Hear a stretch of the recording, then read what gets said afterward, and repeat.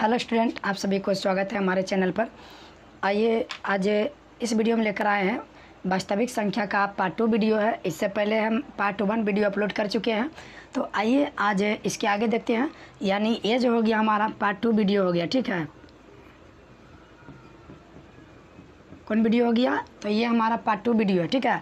इसमें हम लोग क्या देख रहे थे? संख्या के बारे में, ठीक ना। अब हम लोग देखते हैं अगली संख्या जो हमारा है वो है परिमेय संख्या, ठीक है। आइए स्टार्ट करते हैं परिमेय संख्या के बारे में, ठीक है। देखिए परिमेय संख्या क्या होता है इसके बारे में जानते हैं, ठीक। तो वैसी संख्या, चलो मैं लिख देता हूँ तो समझाएंगे, ठीक ना। वैसी संख्या जो P/Q के रूप में हो, जो P/Q के रूप में हो, है ना। क्या बोल रहे हैं कि वैसी संख्या जो P/Q के रूप में हो तथा P/Q पूर्णांक हो, P/Q पूर्णांक हो जहाँ Q = नॉट 0 हो, ठीक है। उसे परिमेय संख्या कहते हैं। उसे क्या बोलते हैं? परिमेय संख्या कहते हैं, ठीक ना। तो देखिए हम यहाँ पर क्या बता रहे हैं कि वैसी संख्या जो P/Q के रूप में हो, ठीक ना। यानी जिसको हम P/Q के रूप में कन्वर्ट करेंगे और मतलब कि P और Q कोई भी पूर्णांक होनी चाहिए, ठीक ना। तो उसको हम लोग क्या बोलते हैं? उसे परिमेय संख्या बोलते हैं, ठीक ना। तो परिमेय संख्या और इस तरह से हम बोल सकते हैं कि दुनिया के सारे संख्या, ठीक ना, दुनिया के सारे संख्या जो अपरिमेय ना हो, ठीक, जो अपरिमेय ना हो उसे क्या बोलेंगे हम लोग? परिमेय संख्या। मतलब जो अपरिमेय रहबे नहीं करेगा तो इसको हम क्या बोलेंगे? परिमेय ना बोलेंगे। तो हम ऐसे भी बोल सकते हैं दुनिया की सारी संख्या, दुनिया की सारी संख्या जो अपरिमेय ना हो, ठीक, दुनिया की सारी संख्या जो अपरिमेय ना हो उसे परिमेय संख्या कहते हैं, ठीक ना। उसे क्या बोलते हैं? परिमेय संख्या कहते हैं। समझ गए होंगे। और है ना, और परिभाषा दे सकते हैं अलग से कि वैसा संख्या या वैसी संख्या जिसका पूरा वर्गमूल ज्ञात हो, ठीक ना। वैसे संख्या जिसका पूरा वर्गमूल ज्ञात हो उसे परिमेय संख्या कहते हैं। उसे परिमेय संख्या कहते हैं। समझ रहे हैं ना। देखिए फिर से समझाते हैं एक बार साथ में। परिमेय संख्या क्या होती है? तो वैसी संख्या जिसको हम P/Q के रूप में लिखेंगे। मैं एग्जांपल दे करके भी समझाऊंगा, लेकिन पहले परिभाषा को समझ लीजिए, ठीक ना। बहुत ही बारीकी ढंग से बता रहे हैं और आप लोग के बहुत अच्छे से याद हो जाएंगे, ठीक ना। तो वैसी संख्या जो P/Q के रूप में हो, ठीक। और क्या बोलते हैं कि P और Q मतलब कोई पूर्णांक होना चाहिए, कोई चर नहीं है, ठीक ना। संख्या है, मतलब P और Q क्या है? कोई संख्या है, ठीक। और जहाँ पर क्या बोला कि Q का मान कभी नहीं होना चाहिए 0, यानी P/Q का मतलब क्या? P को बोलेंगे हम लोग अंश, ठीक है, और Q को बोलेंगे हर। तो यानी बोल रहा है क्या कि हर 0 नहीं होना चाहिए, ठीक। यानी हर 0 हो जाता है तो वो परिमेय को डिफाइन नहीं करता है, ठीक। तो Q = नॉट 0 हो तो इसे परिमेय संख्या कहते हैं। तो दुनिया ऐसा भी बोल सकते हैं कि दुनिया की सारी संख्या जो अपरिमेय ना हो उसे क्या बोलते हैं? तो परिमेय बोलते हैं, ठीक। और फिर क्या बोलते हैं कि वैसी संख्या जिसका पूरा वर्गमूल निकलता हो, तो जिसका पूरा वर्गमूल निकलेगा तब वो भी परिमेय संख्या होगा, ठीक ना। अब देखिए एग्जाम्पल से समझिएगा, उदाहरण लेते हैं, ठीक। चलिए यहाँ देखिए उदाहरण। तो हम क्या बोले? वैसी संख्या जिसको P/Q के रूप में लिखेंगे। तो मैंने 2 लिख दिया, ठीक। तो क्या 2 को हम 2/1 नहीं लिख सकते हैं? बिल्कुल आसानी से लिख देंगे, नहीं लिख देंगे। तो ये हमारा क्या हो गया? यानी P/Q के रूप में हो गया ना। P हो गया 2 और Q हो गया क्या? 1। तो इसको हम P/Q के रूप में लिखे कि नहीं? और आपका देखिए अगर एक क्या हो कि लिखा हुआ पहले से 4/3, तो ये हमारा परिमेय संख्या हो गया कि नहीं? 4/क्या हो गया? 3 हो गया। कंप्लीट हो गया ना कि नहीं हुआ? चलिए तो देखिए यहाँ पर क्या हो रहा है ना कि 4/3 ले लिए, ठीक। तो ये भी क्या हो गया, ये हमारा P हो गया और क्या हो गया Q। तो ये परमेय संख्या हो गया ना, यानी जिसको क्या बोल सकते हैं कि P/Q के रूप में लिख सकते हैं। कौन सी के रूप में, तो P/Q के रूप में। बहुत ही सिंपल है। और P और Q क्या होना चाहिए, पूर्णांक होना चाहिए। तो देखिए ना, पूर्णांक है ना, पूर्णांक संख्या तो पढ़ा हुआ है। तो पूर्णांक क्या होता है, सारे माइनस हो या प्लस हो, हम इसको ऐसा भी लिख सकते हैं -4/3। तो ये सारे क्या हो गया, परमेय संख्या हो गया। आपका कौन कौन परमेय हो गया, यानी आपका पूर्ण भी परमेय होगा, प्राकृत भी परमेय संख्या हो जाएगा, पूर्ण यानी पूर्णांक भी परमेय संख्या कहलाएगा। एक बार हम लोग 60 में देखेंगे, आप लोग को जब संख्या पढ़ा देंगे ना, एक बहुत ही मज़ेदार तरीके से 60 में समझेंगे। लेकिन पहले आप लोग को यानी बारीकी से संख्या समझा रहे हैं, अगर बारीकी से समझ में आ जाएगा ना तो आप आसानी से संख्या को समझ लीजिएगा आगे जा कर के। लेकिन अभी आप लोग इसको समझिए, ठीक, जो पढ़ा रहे हैं जैसे जैसे उस तरह समझिए, बिल्कुल आसानी से समझिएगा, टेंशन नहीं लो। तो वैसे संख्या जिसका क्या हो रहा है, पूरा पूरा वर्गमूल निकल रहा है, या जो अपरमेय नहीं है तो वो तो परमेय कहलाएगा, सॉरी जो अपरमेय ना हो परमेय हो जाएगा। तो यहाँ पर देखिए हम उदाहरण देते हैं, ठीक, समझाते हैं। हमें यहाँ पर उदाहरण दिए 2, तो 2 को हम क्या 2/1 भी लिख सकते हैं। तो ये परमेय संख्या हो गया कि नहीं।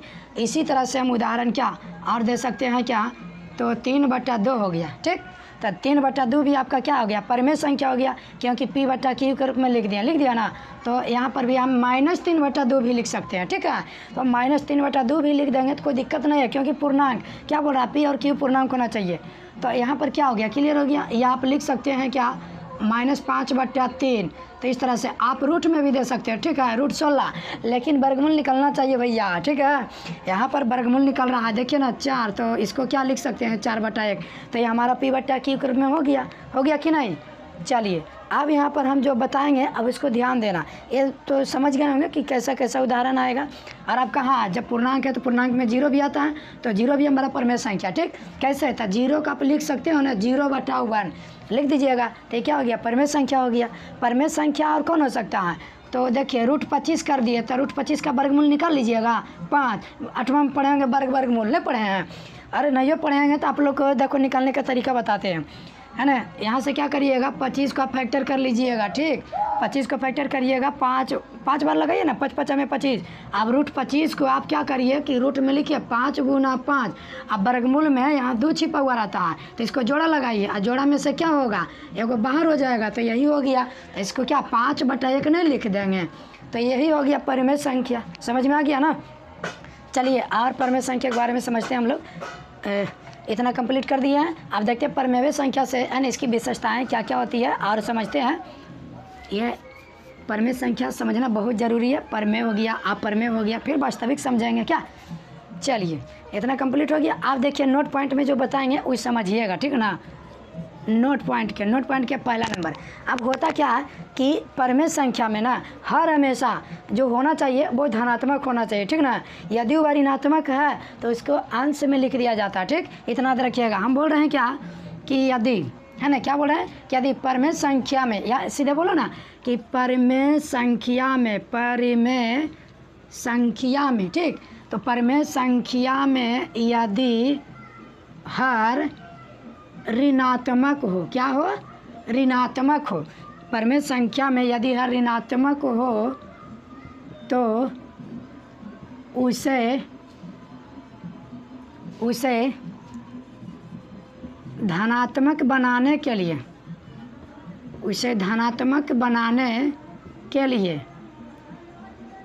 ऋणात्मक के चिन्ह अंश में दे दिया जाता है, ठीक है, दे दिया जाता है। यानी हर हमेशा धनात्मक होना चाहिए, ठीक ना। अगर मान लीजिए अरे माइनस दीजिए तो हम क्या करेंगे, क्या, तो आप बहुत कुछ करिएगा। देखिए ये नहीं कि नहीं कुछ करिएगा। एग्जाम्पल मान लीजिए 3/-2 है, तो आपको बोल दिया ना कि परमेय संख्या में यदि हर ऋणात्मक हो तो इसे धनात्मक बनाने के लिए ऋणात्मक चीज अंश में लिख देना, ठीक है। ये हमेशा ऐसा रॉन्ग होता है, ठीक। इसको हमेशा कैसे लिखिएगा, तो -3/2, ठीक है। ये भी और ये भी कोनो अलग नहीं हुआ, ये भी बराबर है। आगे को लिखेंगे ना तो वो भी बराबर होगा, कहाँ, तो बटा के सामने। तो यहाँ पर देखिए 3 के सामने भी माइनस दिए, या हर में भी माइनस है, या है ना आपका बटा के सामने माइनस है, तो तीनों आपका एक ही हुआ, ठीक है। यानी तीनों क्या आपका एक ही हुआ, लेकिन याद रखिएगा क्या कि कभी भी हर माइनस नहीं होना चाहिए, ठीक है। जब भी परमेय संख्या है तो उसको हमेशा धनात्मक बनाना, ठीक। चलिए कंप्लीट हो गया ना। इसी तरह से और एग्जाम्पल दिखा सकते हो कि 6/-5, तो इसको कैसे लिखिएगा, तो -6/5, ठीक। तो ये क्या हो गया, पी हो गया और की हो गया, पी बटा की रूप में लिखा गया ना, तो पी का मान -6, क्यू का मान 5 हो गया, बन गया धनात्मक। तो इस बात को ध्यान दीजिएगा, ठीक ना, कहीं गलती नहीं करिएगा। अब मान लीजिए आपको अगर ज़्यादा टेक्निकल दे करके घुराए तब क्या सवाल कैसे घुराएगा, तो ज़्यादा से घुरा देगा, यानी ज़्यादा टेक्निकल करेगा तब कि बताइए इसमें कौन परमेय संख्या है। अब मान लीजिए ऐसे दे दिया ऑप्शन, और मान लीजिए कि इस तरीक़े से दे दिया, और 3 इस तरह से 7 दे दिया, और एक दे दिया 7/-3। अब आपको परमेय चुनना है, तो कहिएगा ऐसे तो नहीं लिखा रहा है परमेय में, अरे ऐसे भी तो नहीं लिखा रहा है, नीचे आपका हर में माइनस ना होना चाहिए, जब भी होना चाहिए तो ऊपर होना चाहिए या बटक सामने होना चाहिए। तो आप क्या बोलिएगा, ये होगा परमेय संख्या सर। क्यों, क्योंकि देखिए ना हर क्या हो गया, धनात्मक हो गया ना। तो इस बात को ध्यान दीजिएगा, समझ में आ रहा है ना। चलिए यार बड़ी आसानी से समझिएगा, आप लोग टेंशन कर लेते हैं, आप लोग के बारीकी ढंग से पढ़ा रहे हैं, है ना। आपको नहीं समझ में आएगा तो फिर कहना, कमेंट करके बताना कि कैसा लगता है, ठीक ना। आप लोग एकदम बच्चे की तरह समझाएंगे, एकदम जैसे बच्चा को समझाते हैं ना वैसे समझिए आप लोग एकदम। अभी क्या गुड़क ये रहा है ना, तो कोई बात नहीं है। तो यहाँ पर देखिए ये तो कंप्लीट हो गया कि यदि संख्या परमेय संख्या में यदि हर ऋणात्मक हो तो इसे धनात्मक बनाने के लिए ऋणात्मक चिन्ह लिख देवल जाए, ठीक है। नहीं, अंश में लिख दिया जाता है, कुछ में लिख दिया जाता है, अंश में। चलिए कंप्लीट हो गया। और ध्यान दीजिएगा, अगला है ना विशेषता बता रहे हैं, नोट के दूसरा नंबर कि परमेय संख्या में उभयनिष्ठ नहीं होना चाहिए, ठीक ना। अब देखिए क्या बता रहे हैं कि परमेय संख्या कभी उभयनिष्ठ नहीं होना चाहिए, या परमेय संख्या कभी उभयनिष्ठ नहीं होता, ठीक है। ऐसे लिख दीजिए ना कि परमेय संख्या कभी उभयनिष्ठ नहीं होता है। अगर हो गए तो क्या करबे, चलो इसका भी रूल लिखा लेते हैं ना। यदि हो भी गया है ना, परमेय संख्या कभी उभयनिष्ठ नहीं होता है, यदि उभयनिष्ठ है तो भाई अच्छा कित में पढ़ गलो, कोई टेंशन नहीं लेना, बता रहे हैं। यदि उभयनिष्ठ है तो उसे काट कर लिखा जाता है, ठीक है, काट कर लिखा जाता है, समझे। यानी अगर परमेय संख्या क्या उभयनिष्ठ अगर हो तो इसको काट देना है ना। कैसे काटे लगे कहता है तुरंत चाकू से धर के काट देना है, तो ऐसे नहीं काट देना है। आप लोग चाकू की ज़रूरत नहीं है, आप लोग है ना थोड़ा सेंस से लगाइएगा कि भले ने दिया चाकू धर के काट दिया, रहते दिया रे। तो परमेय संख्या कभी उभयनिष्ठ नहीं होता है, याद रखिएगा। उभयनिष्ठ मैंने समझ रहा है, मतलब उभयनिष्ठ ना होना चाहिए। आएगा बोला कि अगर हो गई तो क्या करबे, तो हो गई तो इसको काट देना है, या कोई चीज़ जितने काट देना है। तो देखो क्या करना है, इसको उदाहरण समझाते हैं, ठीक ना। जैसे यहाँ पर लिख दिया 2/6, मैंने क्या लिख दिया 2/6, लेकिन यहाँ पर देख क्या रहे हैं कि 2 और 6 में 2 गुना 3 भी लिखा रहा, नहीं लिखा रहा। तो यहाँ पर क्या हो रहा है कि कभी भी उभयनिष्ठ नहीं होना चाहिए, लेकिन अगर हम क्या उभयनिष्ठ हो रहा है तो उभयनिष्ठ को क्या करिएगा, तो यहाँ पर उभयनिष्ठ को क्या करिएगा, काट दीजिएगा। तो समझ में आ गया कि कैसे करना है। तो यहाँ पर क्या जगह 1/3 देखा नहीं, और उभयनिष्ठ रहेगा तो चाकू से काट देना, बस खत्म हो जाएगा। तो कैसे काटना है, तो सेंस लगाना है कि उभयनिष्ठ हो रहा है या नहीं, उसको गुणनखंड करके देखना। गुणनखंड यानी फैक्टर, जैसे 6 रहता है ना तो इसको नहीं समझ में आवे तो लसा निकाल दो, यानी जिसको फैक्टर बोलते हैं एलसीएम, तो 2 और 3 कर देना है। तो यहाँ पर देखिए 3 दूनी 6, तो एरा में क्या 2 गुना 1 लिख सकते हैं ज़्यादा ज़्यादा, लेकिन यहाँ क्या हो रहा है फैक्टर हो रहा है ना, यानी दोनों मिल रहा है, 2 एकरों मिल रहा है, एकरों मिल रहा है। और ज़्यादा करने का मतलब देखो फिर से समझिए 60 में ज़्यादा क्या लिखिएगा, 2 गुना 1 लिखिएगा, और 6 को क्या लिखिएगा 2 गुना 3। तो देखिए ना 2 इसमें भी आ रहा है और अंश और हर दोनों में आ रहा है, तो यहाँ पर ही 2 खत्म हो गया, तो क्या बच गया 1/3। तो ये परमेय संख्या नहीं हुआ, परमेय संख्या हमारा ये हुआ, ठीक ना। मतलब कि परमेय संख्या अगर उभयनिष्ठ में रहेगा तो इसे काट देना है, अगर उभयनिष्ठ में नहीं रहेगा तो हमारा तो वही तो आंसर हो जाएगा। अब जैसे देखिए क्या बोल रहा था, हम तो उभयनिष्ठ वाला बता दिए, लेकिन क्या बोला कि परमेय संख्या क्या भी उभयनिष्ठ नहीं होता है। जैसे और एग्जाम्पल देते हैं 3/5, तो इसमें अब उभयनिष्ठ नहीं मिलेगा। कैसे, अब 3 को क्या लिखिएगा, अरे 3 को ज़्यादा 3 गुना 1 करिएगा, 5 गुना 1 करिएगा इसको, तो 1 को काटिए दीजिएगा तो वही तो बच रहा है ना, तो वही बच रहा है, तो क्या दिक्कत है, उभयनिष्ठ है या नहीं है। तो इसमें उभयनिष्ठ नहीं, तो ये परमेय संख्या ही हो गया। मतलब कि जो बता रहे हैं यहाँ पर समझिए, अगर उभयनिष्ठ हो जाता है तो इसे काट करके लिख देना है, ठीक ना। और उभयनिष्ठ नहीं है तो बहुत अच्छा है ना, फिर टेंशन नहीं लेना है। और उभयनिष्ठ है तो थोड़ा टेंशन है, उसको है जो कि काटना पड़ेगा। तो काटना क्या दिक्कत है, जिसे मान लीजिए यहाँ पर लिख दिए क्या 10/16 लिख दिए। अब 10/16 लिख दिए है ना, ये अलग उदाहरण ले लिए। अब 10/16 तो देखिए सम संख्या ही भी है और सम संख्या ही भी है, और आप लोग को पहले पढ़ा चुके हैं सम और विषम के बारे में। तो यहाँ पर ही देखिए ना 10/16 ये कट जा रहा है, 5 दूनी 10, 8 दूनी 16, लेकिन अब 5 है ना कट रहा है, 2 बार में नहीं कट रहा है। 8 तो कट रहा है, लेकिन कटना चाहिए तो दोनों पार्ट कटना चाहिए, ठीक ना। तो यहाँ पर ही क्या हो गया 5/8, यही परमेय संख्या हो गया। क्यों हो गया, क्योंकि अभी उभयनिष्ठ नहीं है। जब तक आपका उभयनिष्ठ रहेगा तब तक उसको छोटा करते जाना, छोटा कर करके काट देना। तो बहुत ईजी है समझना। तो हमें उम्मीद है कि आप सभी को समझ में आ गया होगा। चलिए अब नेक्स्ट बढ़ते हैं, ठीक ना। तो देखिए यहाँ पर ही परमेय और अपरमेय को अब समझ, अब परमेय तो खत्म हो गया, अब देखते हैं हम लोग अपरमेय के बारे में, ठीक।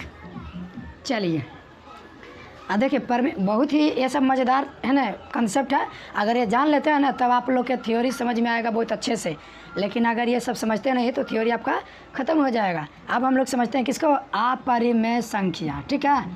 अपरिमेय संख्या, ठीक। अब देखिए अपरिमेय संख्या होता क्या है, देखिए यहाँ पर इस समझने के प्रयास कीजिएगा। परमेय संख्या पढ़ लिए तो बोलेंगे ना कि है ना दुनिया में सारे ऐसे बोल सकते हैं जो परिमेय ना हो, क्या बोलेंगे, जो परिमेय है ना, उग रहा है ना, हाँ दिख जाएगा, जो परिमेय संख्या ना हो। मतलब कहने का मतलब क्या हो रहा है कि जो परिमेय ना हो है ना, तो जो बंदर ना हो तो बढ़िया होगा, और जो बंदर रहेगा वो खराब होगा। तो जो परिमेय ना हो तो उसे अपरिमेय संख्या कहते हैं, ठीक है। बहुत सिंपल एकदम, आप लोग को याद हो जाएगा, बड़ी सिंपल परिभाषा दे देते हैं, ठीक ना। जो परमेय संख्या ना हो उसे अपरिमेय संख्या कहते हैं। आप लोग एग्जाम में थोड़ी ना परिभाषा पूछता है, अरे आप लोग कंसेप्ट के लिए रखिए, ठीक ना, कि कौन संख्या नया संख्या है क्या पता। लेकिन आपको जो पूछे जाएंगे इसके बाद वाला ही आएगा, जैसे परमेय पहचानना, परमेय पहचानना बहुत ही बेहतरीन ढंग से बताएंगे, आपको पहचानने में कोई दिक्कत नहीं होगा। जैसे देखिए यहाँ पर जो परमेय संख्या ना हो उसे अपरिमेय संख्या कहते हैं। मतलब कि क्या अभी इससे पहले पढ़ रहे थे कि जो यानी अपरिमेय ना हो उसे परमेय बोलते हैं, लेकिन अब क्या बोल दिए कि जो परमेय ना हो उसे अपरिमेय संख्या बोलते हैं। और बोल सकते हैं परिभाषा दूसरा तरीका से कि जो संख्या का पूरा वर्गमूल ना निकले, है ना, जो संख्या का पूरा वर्गमूल ना निकले तो उसे क्या बोलते हैं, अपरिमेय संख्या कहते हैं, ठीक ना। यानी लिख दीजिएगा, नहीं क्या दिक्कत है, आप लोग को नहीं लिखा आएगा, है ना। कि जो संख्या का पूरा वर्गमूल वे नहीं निकले, क्या होता है ना, कभी कभी कोई पैक हो जाता है ना, जैसे होली में क्या था, रूम में से निकलवे नहीं करता है, रंग देने के लिए आल है और रूम में पैक है, तो वैसे आदमी को बोलते हैं क्या, तू अपरिमेय है रे, है ना, तो क्या है अपरिमेय, तू निकल ही रहा है। तो ऐसा ही क्या, ये रूट में रहेगा, रूट से निकलवे नहीं करेगा तो यह अपरिमेय संख्या हो जाएगा। तो क्या हो रहा है, ये पैक हो गया, होलिया में कैसे पैक हो जाओ, तो निकलवे नहीं करता, तो कह देते हैं ना कि ये आदमी अपरिमेय हो, कि हो अपरिमेय हो, बड़ी शर्मा हो रंग लेवे में। चलो कोई बात नहीं है ना, आप लोग होली बढ़िया से खेलना। चलिए देखिए, तो जो संख्या का पूरा वर्गमूल ना निकले उसे अपरिमेय संख्या कहते हैं। तो √2 अपरिमेय हो गया। और याद रखिएगा पाई भी हमारा एक अपरिमेय संख्या, ठीक ना। पाई का मान अगर बात करें 22/7 ये परमेय है, लेकिन पाई जो है क्या है, अपरिमेय संख्या, ठीक। उसी तरीका से √3 हो गया, लेकिन हाँ √4 लिख दो तो निकल नहीं जी, तो ये देखो तुरंत निकल गलो, यहाँ से क्या हो गया 2, तो ये परमेय हो जाता, ठीक है। हमें अपरिमेय समझना है, क्या समझ में आ गया। तो रूट में जितना रहेगा संख्या अपरिमेय नजर आएगा, यानी। और आप लोग ये सब बताएंगे, कहिएगा सर √2 रहेगा तो क्या, तो हम लोग आगे जस्ट देखेंगे, लेकिन अभी क्या देख रहे हैं, इसके परिभाषा देख रहे हैं, इसके एग्जांपल देख रहे हैं। उसी तरह से क्या हो गया, √5 हो गया, √6 हो गया, √10 हो गया, √11 हो गया, √12 हो गया, √13 हो गया, √14 हो गया, √15 हो गया, √16 हो गया, सॉरी √16 नहीं होगा, √16 कैसे होगा, ये तो 4 निकल जा रहा है क्या जी, तो यहाँ पर 4 हो जा रहा है, तो थोड़ी ना, ये तो पूरा वर्गमूल निकल जाता, तो √17 हो जाएगा। आप समझ गए, ठीक ना। तो यहाँ पर क्या कर देते, आधे कर देते। समझ में आया कि नहीं आया, अब बिल्कुल समझ में आ गया होगा, ठीक ना। चलिए अब हम लोग देखते हैं आगे। अपरिमेय क्लियर हो गया, समझ में आ गया ना परमेय के बारे में। अब ना क्या देख लेते हैं, अब थोड़ा देख लेते हैं सहअभाज्य संख्या के बारे में, ठीक है ना। ये कंप्लीट हो गया। अब पर में बहुत ही सिंपल है, कोई टेंशन लेने की बात नहीं है। चलिए अब देखते हैं हम लोग सहअभाज्य संख्या के बारे में। किसके बारे में? तो सहअभाज्य संख्या के बारे में। चलो ये सब जल्दी जल्दी खत्म कर देते हैं ना, ये सब थ्योरी है, ये सब याद रखिएगा ना तो कंप्लीट रहेगा आप लोग का ऑब्जेक्टिव। तो सहअभाज्य संख्या के बारे में देख रहे हैं। किसके बारे में? सहअभाज्य संख्या के बारे में। तो देखिए ये क्या है, सहअभाज्य संख्या, तो इसमें क्या देखना है? तो जोड़ा वाला संख्या देखना है, ठीक ना। अभाज्य संख्या देखे तो सिंगल सिंगल, लेकिन इस सहअभाज्य संख्या देखते हैं, ठीक है। इसको हम लोग बोलते हैं युग्म अभाज्य संख्या भी बोलते हैं। क्या बोलते हैं इसको? युग्म अभाज्य संख्या, ठीक है। युग्म अभाज्य संख्या। अच्छा सहअभाज्य भी लिख देंगे ना, कोई दिक्कत नहीं। अच्छा युग्म सहअभाज्य बोलते हैं, ठीक है। युग्म सहअभाज्य संख्या, क्या बोलेंगे? युग्म सहअभाज्य संख्या। इन खत्म हो जा रहा है ना, थोड़ा थोड़ा मतलब थी हो रहा, फिक्का नहीं रुक रहा। चलो कोई बात नहीं, कंप्लीट हो जाएगा ये वाला। देखिए सहअभाज्य संख्या या युग्म सहअभाज्य संख्या का ये बात एक ही है, ठीक है। तो अब देखिए इसमें क्या परिभाषा बनता है कि वैसे संख्याओं का जोड़ा, है ना, मतलब इसमें क्या होना चाहिए? जोड़ा लगना चाहिए, जोड़ा, है ना। क्या बोलते हैं? जोड़ा, यानी वैसे संख्याओं का जोड़ा जिनका एक के अलावा कोई भाई निष्ठीय गुणनखंड ना हो। मतलब कहने का मतलब कि जिसका मासा क्या प्राप्त होना चाहिए? एक होना चाहिए। बोल सकते हैं वैसे संख्याओं का जोड़ा, है ना, वैसे संख्याओं का जोड़ा। अब नया उग रहा, ठीक ना। चलो हम बोल देते हैं, लिख लो, वैसे संख्याओं का जोड़ा, है ना, या वैसे संख्याओं का युग्म जिसका, है ना, एक के अलावे कोई उभयनिष्ठ गुणनखंड ना हो, ठीक ना। ऐसे देखते हैं उगता तो लिख लीजिए, वैसे संख्याओं का जोड़ा जिसमें एक के अलावे कोई उभयनिष्ठ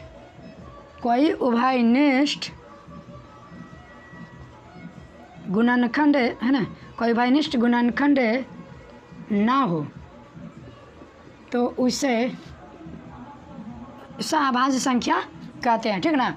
तो कोई यानी एक के अलावे कोई उभयनिष्ठ गुणनखंड ना हो। कहने का मतलब क्या? इसमें ऐसे भी बोल सकते हैं कि वैसे संख्याओं का जोड़ा जिसका मासा केवल एक हो, यानी ऐसे भी बोल सकते हैं हम। और करके लिख दीजिए ना कि वैसी संख्याओं का जोड़ा माने युग्म भी होता है, ठीक ना। वैसे संख्याओं का युग्म जिसका मासा का है तो HCF का है तो हाई, है ना, हाईएस्ट कॉमन फैक्टर। तो वैसे संख्याओं का युग्म जिसका मासा एक हो तो उसे क्या बोलते हैं? सहअभाज्य संख्या बोलते हैं। अब देखिए एग्जाम्पल लिखते हैं, है ना। क्या लिखते हैं? एग्जाम्पल। तो जोड़ा नहीं लिखेंगे बाबू, तो जोड़ा ले लेंगे 3,8। तो 3,8 में देखिएगा, अच्छा इसको उभयनिष्ठ करिएगा तो 3 को ज़्यादा 3 गुना 1 लिखिएगा, और 8 को भी ज़्यादा क्या लिखिएगा? 2 गुना 1, 2 दूनी 4 दूनी 8 गुना 1 भी लिख सकते हैं। लेकिन क्या 2 मिल रहा है इसमें तो है, इसमें नहीं है। लेकिन एक के अलावा कोई उभयनिष्ठ नहीं है, तो क्या बोला? एक के अलावा कोई उभयनिष्ठ ना हो तभी तो कहलाएगा। तो यही तो हो गया। या इसको ऐसे भी चेक कर सकते हो, मासा 3 से भाग लगाइए 8 में, 3 दूनी 6, 8 में 6 गया 2, और यहाँ हो गया 3, ये बोला उतरता है ना। एक बार में लगाइए 1 हो जाएगा, यानी 2 एकम 2 लिखाएगा, 3 में से 2 गया 1, तो 1 दूनी 2। अब देखिए इसका मासा क्या आया? 1 ही ना आया जी। तो जब मासा 1 आएगा ना जिसका, समझिए ऐसे बहुत सारे एग्जाम्पल है, ठीक है। आप एक वो समझिए, बहुत सारे एग्जाम्पल को नहीं समझिए। अगर एक वो समझते हैं ना तो आप बहुत सारे समझ सकते एग्जाम्पल। इसी तरह से देखिए 5,16 होगा, अरे एगो भाजो आवाती लगा दो ना, दोनों भाज कर दो, 7 और 5, तो ये क्या हो गया आपका? ये भी हो गया आपका सहअभाज्य संख्या, क्योंकि 7 5 में उभयनिष्ठ क्या होगा? 1 ही होगा। तो क्या इस तरह से कंप्लीट नहीं हुआ? और उदाहरण दीजिए ना, 18,25, अरे कंप्लीट हो गया होगा कि 18-25 में ये 25 क्या है? इसमें 2 इवन करेगा, लेकिन इसमें 2 आएगा, 1 तो सब में आ जाएगा, 1 तो सब में आएगा। क्या 1 तो एकदम फिक्स है, 1 से एकदम क्या है? फिक्स है। 1 अगर नहीं आया तो फिर बेकार संख्या है। 1 तो हमेशा आता है, नहीं आता है। तो इस तरह से, है ना, संख्या क्या हुआ? कंप्लीट हुआ। आगे हम कुछ क्वेश्चन लेकर के आएंगे, ठीक है। संख्या से संबंधित जितना पढ़ाए हैं एक बार पहले 60 में समझ लेंगे, और उसके बाद ही हम लोग क्या करेंगे कि क्वेश्चन का मतलब देखेंगे कि किस तरह से क्वेश्चन पूछे जाते हैं, यानी क्वेश्चन आंसर भी देखेंगे संख्या का। तो चलिए फिर मिलते हैं नेक्स्ट वीडियो में।